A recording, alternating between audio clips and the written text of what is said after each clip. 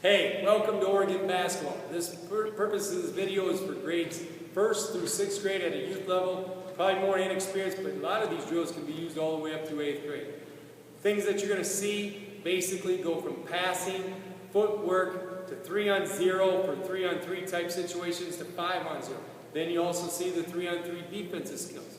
This is meant to change up practices in the sense of every 5 minutes you should be changing up your drills. In those drills, depending on your level of play, you want to mix it up so if you have a 1-hour practice session, these are the things you can do in a one day a week schedule. Look forward to working with you. Let's get to work.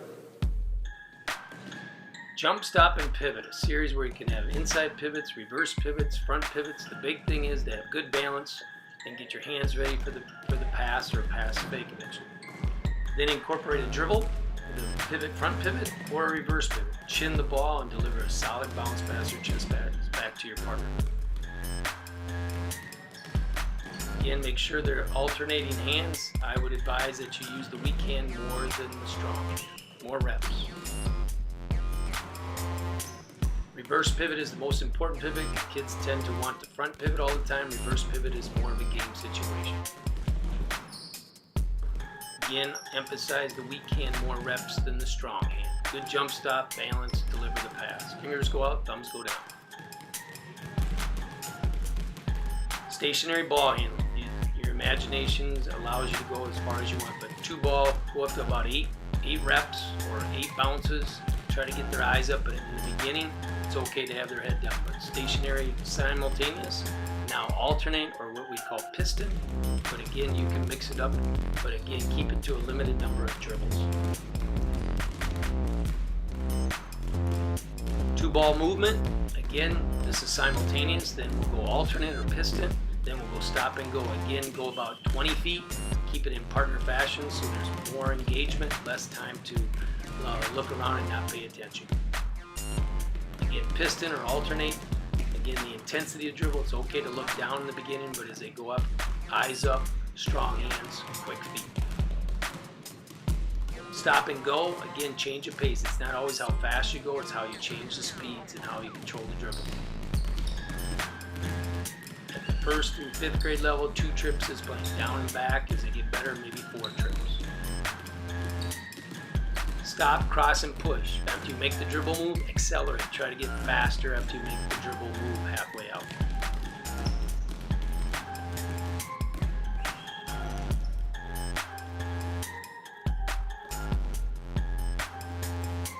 Partner pass is just an efficient way of getting in some solid passing, using ball fakes, bounce passes, chest passes. Again, the idea is ball fake, then step around the defender, the imaginary defender. You're not going to be able to pass also directly all the time. So ball fake, shot fake, step around with the outside foot.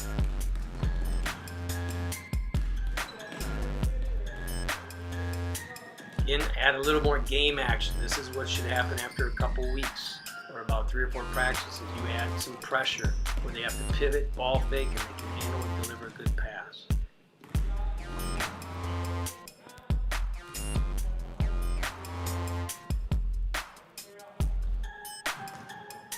Again, the give and go series is about what to do once you make a pass. Make a hard basket cut or a rim cut, and the passer's got to see the cutter to the rim. You can't be putting it on the floor until they see the cutter to the rim.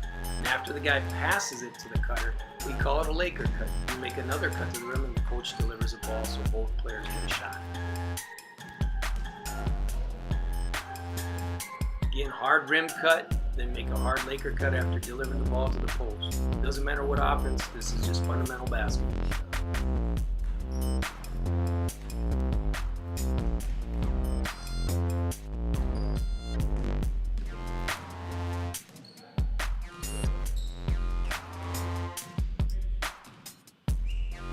Again, spacing is triple threat cut through. You actually see the cutter, you actually see the basket, you just don't turn and go.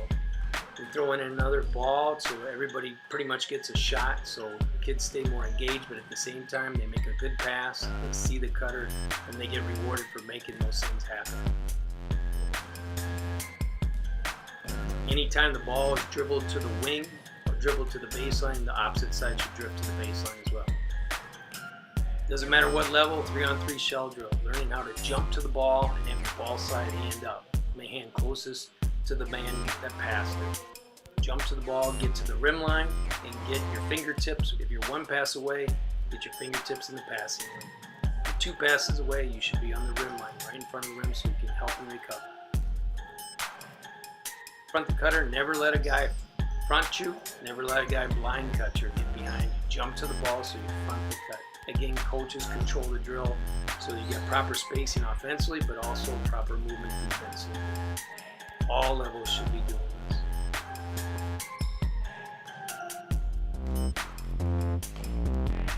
Again, don't stay in the drill too long. Keep it to about 8 to 10, 12 seconds maybe. Rotate offense to defense, defense out.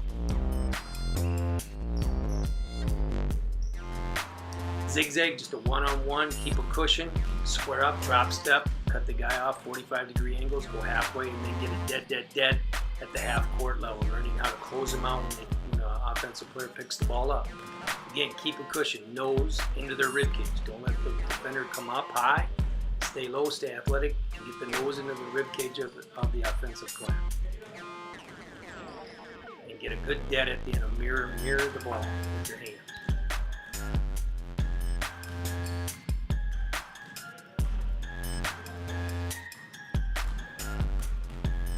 Again, this can be done at any position, but dribble at is basically when the ball handler dribbles directly at any player. That player automatically goes backdoor. That is in any fundamental offense. When a person dribbles at you directly, that is the read and react of you have to go backdoor, whether you get the ball or not. You're creating a driving lane, also you're creating a possible backdoor cut. The dribbler is directly dribbling at his teammate.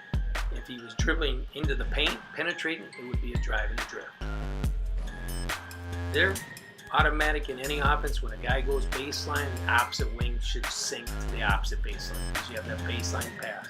Now the dribbler must make an effort to get into the lane, otherwise the defense doesn't have to rotate. Drive and drift, wing to wing.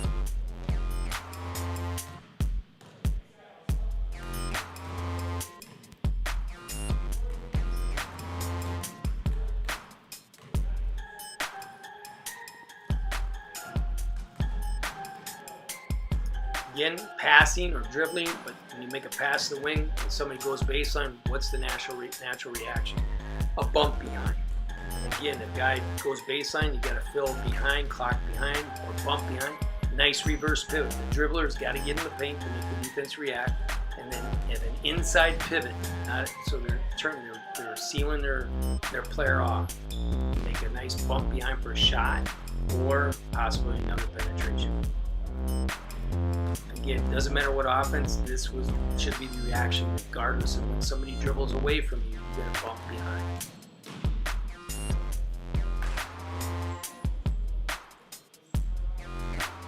Again, 3-on-3 for especially teams and leagues that play 3-on-3. This is simple basketball. See the cutter, run 3 or 4 cuts, and then deliver the ball. But again, spacing is key. Second is to see the cutter, and 3 is to eventually get the ball in triple threat so you can make a good decision. Here's an entry on 3-on-3 where you have a baseline screen, and then the guy that set the baseline screen sets an up screen. And you might get an easy look, but the idea is to teach kids that you get a screen, you get another screen, and then you balance the offense right into your 3-on-3 basketball. Again, all cutters, before we put the ball on the floor, you must see the cutter to the rim.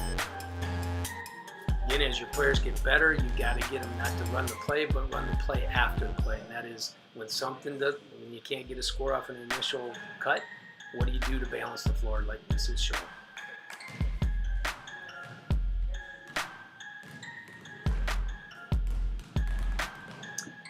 Rip and sweep at this age, or any age, students and players tend to keep the ball on the same side they catch it. They have to learn and rip it through below their knees and beat the defense shoulder to shoulder. You can put a chair there, a cone there, a player, coach there, but they got to rip it through and then step by tight and not belly out, not lone ranger it out.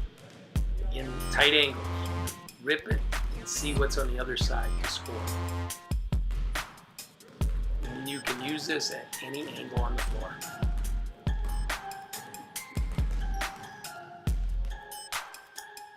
a traditional drill, but it keeps them engaged. It creates, especially in the beginning of practice, follow your pass drill. You mix up the passes from bounce to chest to overhead, especially the ones eventually with ball fake and step around the defender. Again, it keeps everybody engaged. If you have tight space, you can get a lot done in a short period of time. Partner passing.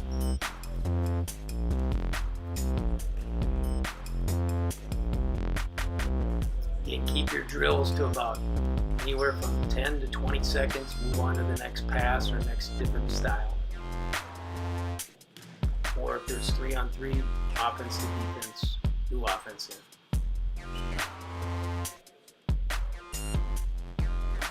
Again, just another rip and sweep through, because a lot of teams play 5 out, 2 corners, 2 wings, and a point. Catch the ball and teaching the player to rip and see the bucket and go opposite. Too many keep the ball on the same side they catch it, which gives them very few opportunities to score or see a score. Rip the ball below your kneecap, sweep it through.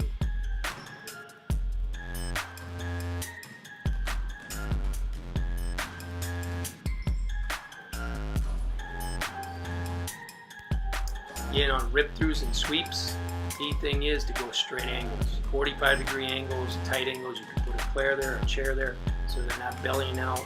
And if you do bow out, defenses don't get beat. The idea is be tight, shoulder to shoulder, hip to hip. Stay low and athletic. Again, at a K through 6th grade level, especially 3 through 6th grade, 5 out is ideal because you're teaching how to play natural basketball. See the cutter to the rim, make a hard rim cut, no tippy toe cuts. Better to make an aggressive mistake. Get a couple turns of the ball and get a score. Don't spend too long. Then go to the next group. Stationary balling, especially at the youth level, because their hands are not strong, their eye-hand coordination is lacking. Mix it up. It goes old traditional, but it works. Again, around the legs, around the knees, around the world. You be the dictator of what you want done, but again, keep it to about 30 seconds, then next person in. As you can see, most of the drills have only 2 people in line.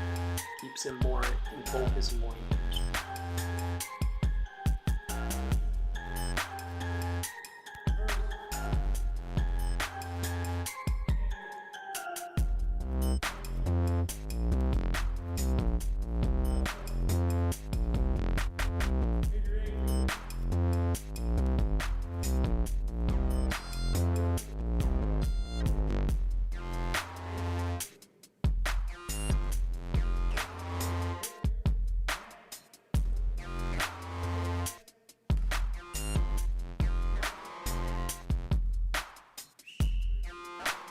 The end of our OYBL 1st through 6th grade session, things that can be used in a 1-hour session, keeping them engaged, keeping them excited.